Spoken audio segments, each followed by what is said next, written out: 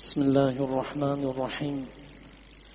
Parmi les surahs que Rasulullah sallallahu alayhi wa sallam ne manquait jamais sa lecture avant de se coucher, c'est la surah As-Sajda. Rasulullah sallallahu alayhi wa sallam ne manquait jamais sa lecture avant de se coucher. La surah As-Sajda se trouve dans le 21e juz, 21e para, surah 32, Alif Lam Mim Tanzilul Kitab la rayba fihi min Rabbil Alamin. Cette surah comporte 30 versets.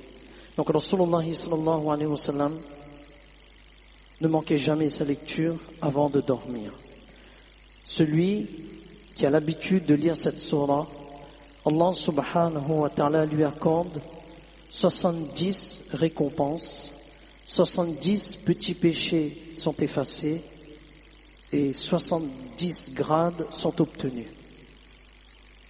Imaginons la lecture de cette surah dans les nuits impaires. Les récompenses sont énormes.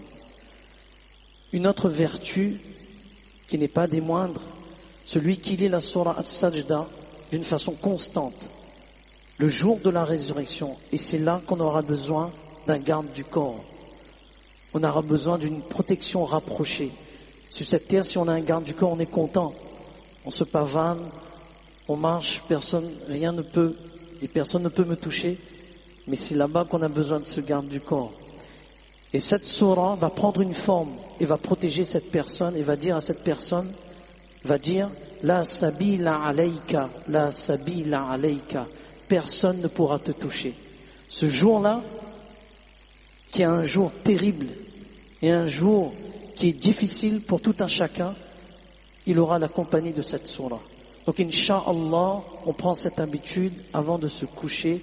Parmi les surahs qu'on ne doit jamais manquer la lecture, Inch'Allah ta'ala, c'est la surah As-Sajda.